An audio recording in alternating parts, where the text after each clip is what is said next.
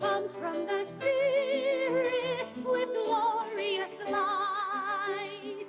Confident living cleanses my soul, giving the Spirit fullest control.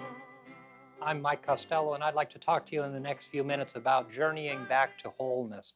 All of us want to have whole and complete lives, but circumstances and situations present themselves in all of our life experiences that seem to break us apart, cause us pain and suffering. And so when we are faced with these challenges, and all of us have challenges, no matter who we are, no matter what we believe, no matter what our economic or social standing is, we all have these times of brokenness within our lives.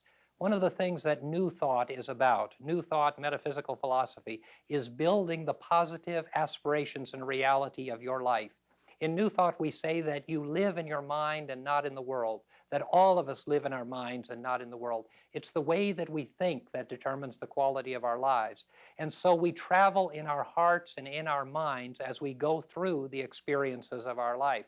And our challenge is to not only go through those experiences, but to grow through them as well.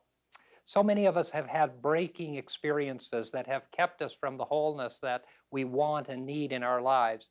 And so often in the midst of these experiences, we feel abandoned, whether it's the loss of a job, the lack of economic resources, a health challenge, a relationship that ends, or perhaps just changes that are taking place in our individual lives as we move through the transition from youth to middle life and on into our older years.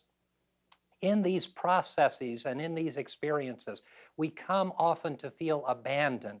And what we're going to talk to you today about is those things in your life that bring you out of wholeness and how you can bring yourself back into the spirit of wholeness and completeness in the presence and the power of who and what you really are. We're not talking about your changing your religion or changing your church. We're asking you and suggesting to you that you might change your way of thinking, and that as you change your way of thinking, staying right where you are in your faith tradition and in your belief system can change dramatically the quality and the fiber of your life. So in your own life, when you experience these times of abandonment, times when you feel like you're beginning to be alone, or when you are totally alone and there's no hope or support around you, know that you are moving into a time of brokenness, a time of disjointedness, and these are the times when you need, and we all need at these times, to build upon our strengthening power to come back into the whole. So often when we begin to feel that we're abandoned because of circumstance and situation, we begin to center our entire thinking and our life around ourselves. We move into this kind of me being the central figure of life thinking. And that thought process abandons and isolates us from the mainstream of life even more. It moves us from being a part of the whole into being in our own little world. And so often as we move in this abandonment and into our self-centering, we detach ourselves from the solutions that can come into our lives, the help that can come into our lives, the blessings that can come into our lives, and the way out of this feeling of brokenness. In the process of feeling abandoned, again, whether it's an abandonment that we feel with economics, with relationships, with jobs, whatever it is, we often move into an escape mode. And we might want to escape from the circumstance or situation, but too often we escape from life itself. For some, it's food. For others, it's alcohol or drugs. For still others, it might even be shopping or television or something that distracts you from being aware of life and participating in life, something that allows you to pull yourself away into this me-centered presence again. And that escapism is another technique that you can be aware of, that all of us could be aware of, that's pulling us out of wholeness and into a difficult and painful time in our life. When we identify the fact that we are in an abandoning situation, that we feel alone, that we feel isolated, and we see the fact that we've moved into some escape modes, we need to really be aware of what's happening in our hearts and in our minds, because it's in our mind that we can change the circumstance and situation. We often want to grasp at holding on to things the way they were. So many people, when a relationship ends, and we do a lot of pastoral counseling at our fellowship, When relationships end, so often people will come and they'll talk about the relationship that has ended and how much they want it to be the way it used to be. But the reality is that we are all where we are in life and that we cannot go back, and that as we look back in life or as we look forward in life, we move out of the present moment, we detach again from life, we begin to escape, we begin to be more isolated, and we begin to be more me-centered. And that is very, very dangerous at these times of difficulty and challenge. What we need to do is to begin to relate to ourselves and to relate to others. And we begin to relate to ourselves when we're in the midst of these experiences by getting in touch with our feelings. Sociologists and psychologists talk to us very openly and frankly about the need that we have to feel the way that we feel and to express our feelings. So often we've been taught that we oughtn't to get angry, we oughtn't to be hurt, we oughtn't to cry, we oughtn't to have these various emotions that are so much a part of our human fiber. And these emotions often can bring us the cleansing that we need. And so we need to feel the way that we feel. We also need to get in touch with the feelings of others. And in that process, as we become aware of our own feelings and as we become aware of the feelings of others, we begin to attach instead of detaching from the people around us. We begin to attach to life instead of detaching from our life experience. And we begin to move away from that escape mode, and we begin to move our thinking away from the abandonment and away from the me-centered thinking, and we move on in the process of life. If we're challenged in life, one of the wonderful ways that we believe in New Thought that can help us is prayer and meditation. And maybe your life isn't one that has ever used prayer or meditation in the past. Perhaps prayer is difficult for you. Meditation may be easier. Very often in life, those of us from the Western traditions are not readily aware or able to move into a time of meditation. But meditation is simply a time of quiet centering. It is a time of listening. It's a time of attaching to the divine and detaching from the physical world on a temporary basis. We're not talking about walking around in a meditative state all of the time. But we are suggesting that at difficult times in our life, there's great advantage to being quiet, being centered, and that's a movement into a meditative state. And then from there into prayer, if that is something that you are accustomed to or that you're comfortable with. But the importance is to move into a quiet time of centering. In this process of starting to feel, we need to be aware of the fact that we don't want to dull our pain. We don't want to dull our suffering. We don't want to live in our pain and our suffering. We don't want to dwell there eternally. But in order to move beyond it, and in order to move back to wholeness, it's necessary for us to acknowledge where we are and acknowledge how it is that we feel. If you're unhappy, you're unhappy. If you're suffering, you're suffering. If you're in pain, you're in pain. If you're sad, you're sad. And it's important for each one of us to acknowledge these negative emotions and feelings and not be concerned about the fact that they are going to damage us, but understand that as we get in touch with these negative aspects of our feeling, as we attach ourselves to them, and as we embrace them, we can begin the process of moving on with the circumstance and situation. There's a great difference between giving up and giving in. And what we talk about so often is letting go of the circumstances and situations in life, letting go of the way things ought to be in our minds, letting go of the way we think we want things to be, and letting go to accept the fact that this is where we are.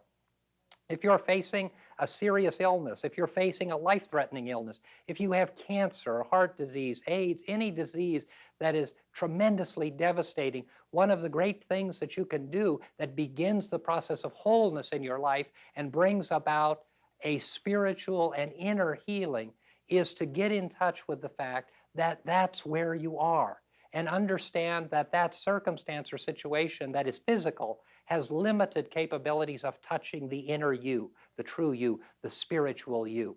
And yes, your physical body is sick, but your inner person can be touched and healed and strengthened. And oftentimes that inner person and that interpersonal healing is able to bring about a manifestation in the external. The same is true of economic resources. If you look at your checkbook and you don't have enough money to pay the bills and you believe that you don't know what you're going to do, you begin to feel abandoned, you begin to feel isolated, you begin to feel hopeless, and you begin to move into this escape mode. But the same thing is true of finances and emotions and health and all of the aspects of our life. We need to move into a time of centering quiet when we open ourselves to the receptivity of divine ideas and direction. We need to center ourselves in the fact that we are where we are and that we need to be prompted to move from where we are in our thoughts and in our mind. And as we change our way of thinking, our lives will be redirected. Our lives will be re-guided. Our lives will unfold in new and different ways. It may not be the way that you expect. It may not be the way that you want, but it will be a way that guides you for your highest and your best good. And that process requires us in these times to give in, but not give up. As we give in to circumstances and situations, we accept them the way they are. And we accept the fact that we can change them as we begin to change our way of thinking, our way of thought process, and the way that we look at the circumstances and situations in our lives. So often it's difficult to look at things in that way. An example is someone recently had a massive heart attack. And someone asked him, ask this gentleman, how did you enjoy your heart attack? And he was offended by the question and said, why do you ask me how I enjoyed my heart attack? How could I enjoy such an experience? And the friend who asked the question said, I understand that because of the heart attack, you were able to slow down in your life. I understand because of the heart attack, you've told people around you that you enjoy life and that you savor it more. I understand that you've told people that you've come to a new perspective of values and importance in your life. I've been told by your family that you told them that you love them more deeply, that you want to spend more time with them, and that this heart attack has brought about a change in your way of thinking and a change in your way of life. And so I want to ask you again, how did you enjoy your heart attack? Most of us on the surface would not say at all that we would enjoy a heart attack, but a heart attack can bring us to a new realization, a new understanding, and a new beginning. And so it is with all of the broken experiences of our life. And all of the broken experiences of our life can bring us to times of wholeness, to times of centering ourselves in the presence of who and what we are as pure and perfect beings, and can bring us the strength and the dynamic life that we need. The simple truth is that our trip back to wholeness, when we move from it, and every one of us will move from wholeness at different points in our life a multitude of times. The trip back begins when we change our way of thinking. The trip back begins when we align our thoughts with the divine thoughts of the universe, with the presence of God, when we open ourselves to this universal presence and allow it to show us the way. It's not about giving up, but it's has everything to do with giving in. We believe in prayer and meditation as a centering force, and we'd like to invite you at this point of the program to pause for a moment of reflection with us. Eternal and loving God, we gather our hearts and minds together in the reality of your divine presence. We know that you are in the midst of every circumstance and situation. In all of the broken moments and experiences of our life, you are there. You are moving us, healing us, and bringing us back to perfect wholeness as we have always been, your pure and perfect creations. We know these things in the name of faith, in the name of hope, in the name of love. Amen. That's a wonderful reminder that we all need to consciously bring our lives back to wholeness. Absolutely. And it doesn't matter who we are. We're not going to be whole all the time, or we're not going to realize our wholeness all of the time. Exactly. Because we have little accidents, we have minor problems, and we can either make mountains out of molehills, or we can just go on as if, well, that is an ordinary happening. And unfortunately, most of us are able to go along as if, well, that's an ordinary happening. Mm-hmm. So many aren't, especially in their emotional life. Yeah. I think that some way where people are able to overcome financial difficulties often, or reverses, or health difficulties many times, although many people are devastated by them. But it's the emotional difficulties that we have that so many just can't come back from. Do you think that's because we can't accept blame within ourselves and we have to blame the other person? Then we have to work at blaming that other person so we never can let go? I think that's a great part of the problem, is that we want to blame. Yeah. And, so often we want to know an explanation for everything in life. And I think that religious and spiritual people are especially guilty of that, because most religions spend a lot of time telling people why things happen and telling them how to behave. But in our own lives, we all want to know the reason that something comes about. And as little children, we're taught, and we believe, of course, in cause and effect, but that everything has a cause, and so if we could just find out what the cause is, then we could blame something. And then if we put the blame properly, then either we can mete out retribution, or God will mete out retribution, or the universe will mete out retribution. And in fact, that's all being taken care of divinely, the divine issue of justice. Yes. Well, I'm glad at our church that we teach everyone that certain things just happen. It's part of our life plan. And we live up to that life plan admirably if we accept those changes, if we accept those things that happen in our lives as normal happenings, which actually they are, and then go on from there. Because then people aren't being so upset about things, and if they accept it as a normal course of events, then they just go on with their lives. And they move on, exactly. Yes. And in new thought, so often people are so interested in cause and effect. And Yes. they're always talking about, well, you wouldn't be sick if you had had the right way of thinking, or, you know, your negative process or negative vibration, which we talk a lot about, brought about this manifestation. And so often we waste time on that issue of life. And you've heard me tell the story so often, and I think it's a wonderful one, of a young man who had told us the story of going into a healing group that was dealing with people that had life-threatening diseases. All of them had life-threatening diseases, and all of them were New Thought, truth students, and so they were using the principles that we believe in so much to bring about healings, and they'd had wonderful healings, and then in other cases they didn't have healings, and in some cases people passed into spirit, which is, as we know, the ultimate healing, not a defeat at all.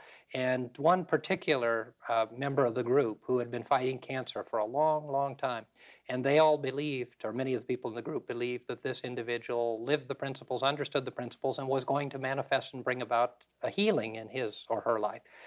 And instead, they died. And so this individual that was telling us the story said, I went to the group, and so many of the people were sitting there talking about, isn't it a shame that so-and-so passed into spirit because they didn't apply the principles, because this happened in their life, or that happened in their life, or something else happened. And the person who was telling the story, who knew the truth principles very, very well, said, it sounded to me exactly like a traditional group sitting and saying it was the will of God, and this person did this or that, and it's retribution. And I think we have to move away from that in all of the aspects of our life. And whether it's retribution, whether it was caused, what we did, that's not as important as the fact that, number one, we move back to wholeness in the experience. And then we can examine what it is perhaps that brought us there, or what it is. And often as we journey back to wholeness, we identify the things that brought us into that experience in the first place. Exactly. And it's rewarding that you, in your lectures, let people know that death is inevitable for all of us, and you let us know that very often, and indeed it is. So I think so many of us in this country, and it seems to happen more in our country than in other countries, we deny the actuality of death, and we create our own reality too often in that way that there is no death for us, we're going to live forever. And if something happens that we are ill, then we've done something wrong, as you were just saying.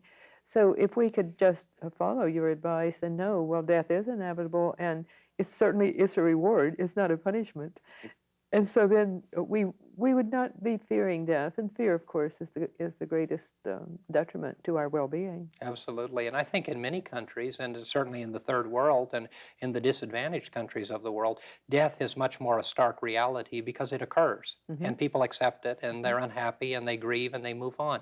In our country and in the Western culture, we have mystified death to such an experience. Not only has our traditional religious faith mystified death and created a lot of positive and negative ideas of heaven and hell, all those are pretty universal around the world. But so often in the death process, we do everything that we can to deny the fact that it has happened, even to the point, you know, in the Western culture and in the United States, of course, we spend a lot of time trying to make people beautiful in their casket. Yeah. And so often people will say, oh, doesn't he or she look lovely? They look like they're asleep. Well, they're dead, and there's nothing wrong with them being dead.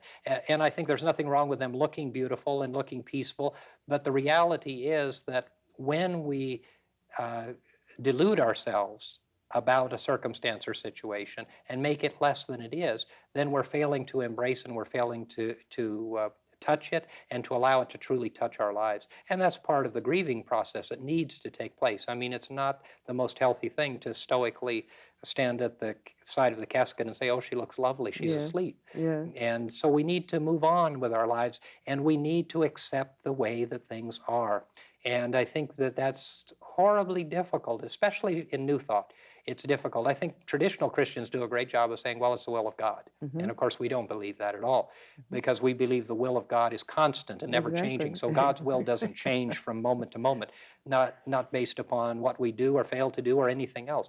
But in New Thought, there is the continual effort to control our lives and the lives of others. And we see it in prosperity teaching, and we see it in manipulation of the various laws that that govern our spiritual reality and truth. Life's the way it is, and there's no failure in life. There are just experiences in life, and just because somebody gets sick or somebody loses a job or somebody doesn't manifest wealth or somebody does any number of things in their life is no reason either to judge them or to believe anything other than the fact that, well, it's happened. Exactly, that is a natural course of events.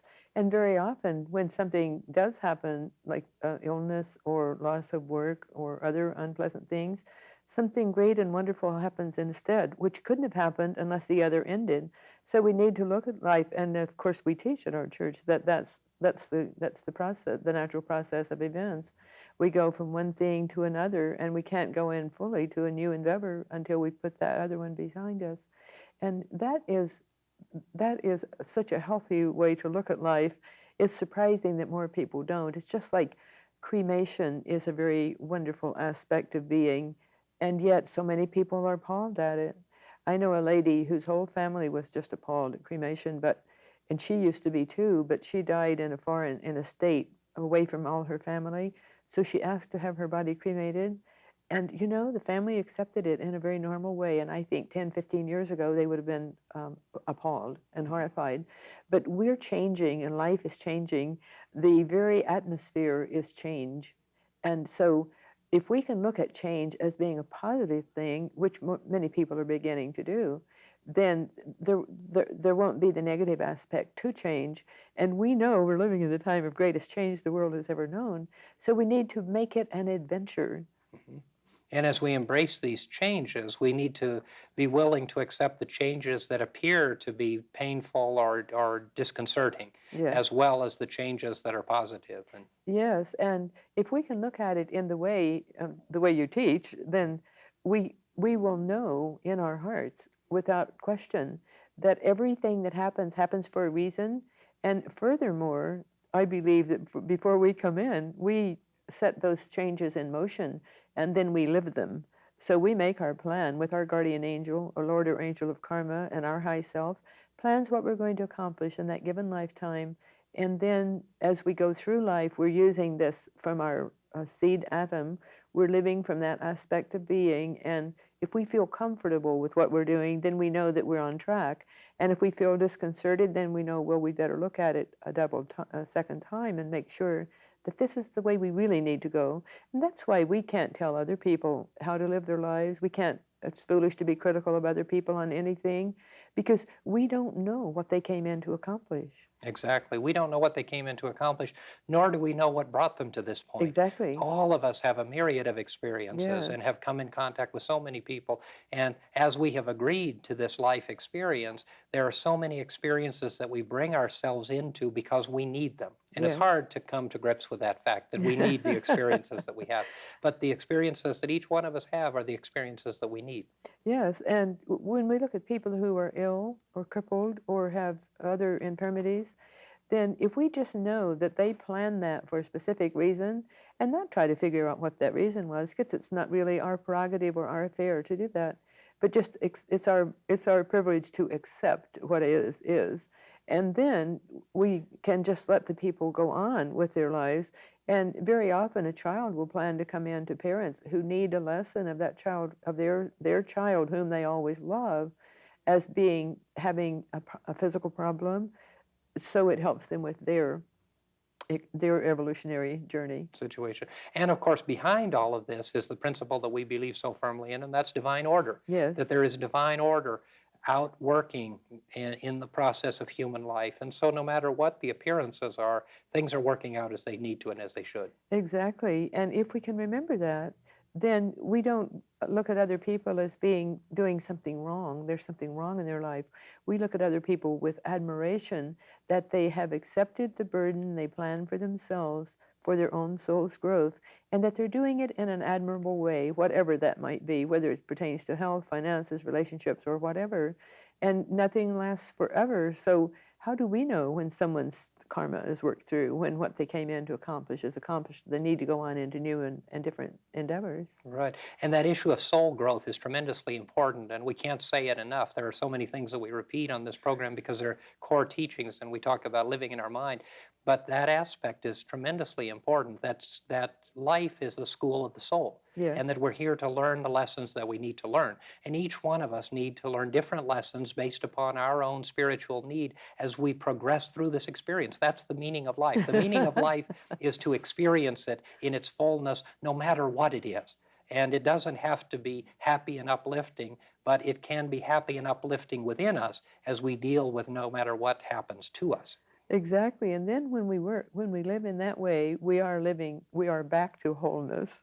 And we're living a life of wholeness because we're doing that which we came to accomplish. And we know from a deep soul level that we are doing that. So we can just accept a life of what some people might call mediocrity, or we can accept that we've been, yes, very, very successful, exceptionally successful, but there's not an arrogance to it. Right, and that all of our lives are working together in the way that they should, and that we're all moving toward wholeness. And Dr. Freelander and I have been sharing with you concepts and ideas of confident living, and we hope that you found them useful, and we look forward to seeing you next time. Dynamic power helps me be strong. Confident living comforts my heart. From such a blessing I can't depart. Confident living helps me expand visions of value, the kingdom at hand.